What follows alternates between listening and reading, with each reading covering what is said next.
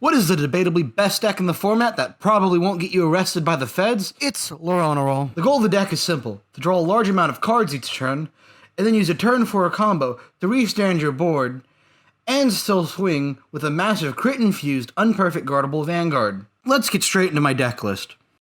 Noah is the biggest value generator this deck has. It turns a counterblast into a discard 1, draw 2 on each attack, and it gains power. Easy 4 of. Audrey is a simple 13k attacker that's live on turn 2. It's quite simply a good aggro option.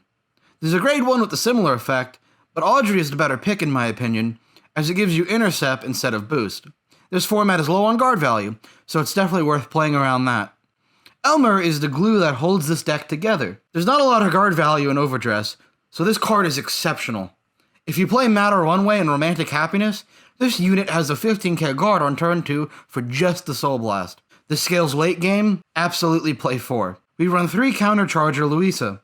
It's another easy way to get power, and it keeps Counterblast open for Eknoa. I think this is unironically one of the best counterchargers in game, if not the best. It's not your main playmaker, and it's more of a late game engine, so 4 is not necessary. Also, it can only be used in center column, so seeing more than 1 isn't necessary. We run 4 6 Flower Fractal, because it's the enabler for your turn 4 combo. It's a restand 3 that's live on turn 4, and it can unsing your orders later on if you don't see additional copies. It's the only order in the deck that's not searchable, so you really do have to run 4, and it's an absolutely bonkers card. Rerun 3 Mad Red Runway, as it's a fantastic draw engine, and a good option outside of 6 Flower Fractal.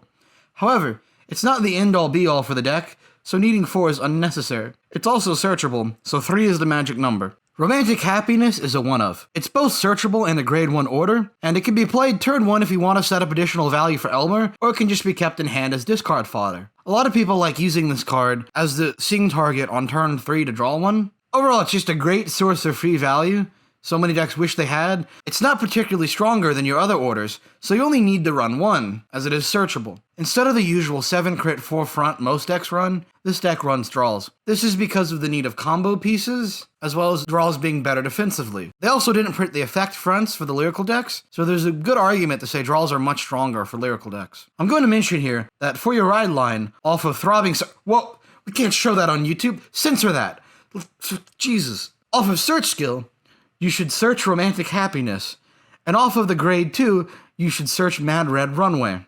Now here's the main combo the deck plays around. On turn 2, play the Mad Red Runway you search off of your grade 2. Now, on turn 4, play 6 Flower Fractal. You can use its on-play skill to flip over Mad Red Runway if you need to. Use Loronerol skill to sing an order. Sing Runway.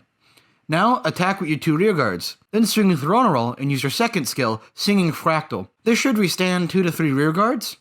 Overall, this combo gives you 5 attacks and makes your buffed up, unperfect guardable Vanguard gain a crit. Really, this is the main relevant combo for the deck. You want to keep at least 1 copy of Fractal. If you don't see one in hand, you're probably fine, as this deck draws cards like crazy. But you want this in hand, so it's not up to chance. Weighted chance, but still chance. Eknoa and Elmer are easy keeps in your hand. Eknoa is your main draw engine, and Elmer is one of the best guard pieces in the game. Persona rides are good as always. Audrey is a solid keep. It's not as good as the previously listed cards, but it's still an amazing aggro piece. Keep this specifically for matchups you want to pressure early against, like Bruce. Keep Louisa if you have more than 1 Eknoa.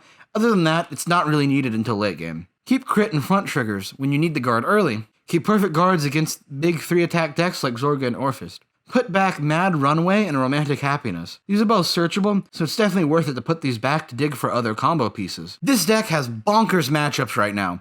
Realistically, this deck is the best deck in the game until set 3. It does have a few struggling matchups right now though. 15 and Soul Rush Barra Magnus is very strong, as he can punish you for calling out rearguards, and Bruce has a strong matchup against the deck. This is mainly thanks to cards like Leonard. Honestly, it depends on who goes first in the Bruce matchup, but once set 3 rolls around, Bruce has the overall advantage. Decks that can retire rearguards typically do better in this deck, but it's not going to overwhelm this deck, it's just going to slow it down a bit. Bit of fair warning to all players of this deck. Every matchup gets substantially worse going into set 3, especially Eugene, but that's a video for a later time. This deck is tied with Bruce in strength. 5 attacks are strong, but this deck also gives an extra crit and has decently powered rearguards. 5 out of 5 strength, but after set 3, I move it down to like a 4.5 on strength. This deck has no control elements, 0 out of 5. The deck is insanely consistent. Your ride line searches 2 of your orders, both of which draw you cards, and one of which is a combo piece. Then Eknoa lets you draw more, 5 out of 5 on consistency. The deck is pretty meh on versatility. It does one thing, it does it extremely well. Now the deck is certainly powerful enough to support other cards and playstyles, but there's really no point in that. You can pivot your plans mid-game, but there's also not really a point to that either. The combo previously mentioned is better, 2 out of 5 on versatility.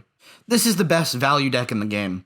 Passively have 10 cards in hand, have insane free guard value, draw 6+ cards a turn, 5 out of 5 on value. Overall, this deck is insanely strong. The strength comes from a massive passive value base, combined with a strong multi-attack combo.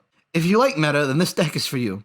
Its power is more evenly distributed than Bruce, and you have more tools to survive defensively. Thanks for watching. I hope you all enjoy our style of deck profile. They take a bit longer to make, so please subscribe if you want to see the next one. Speaking of which, see you then.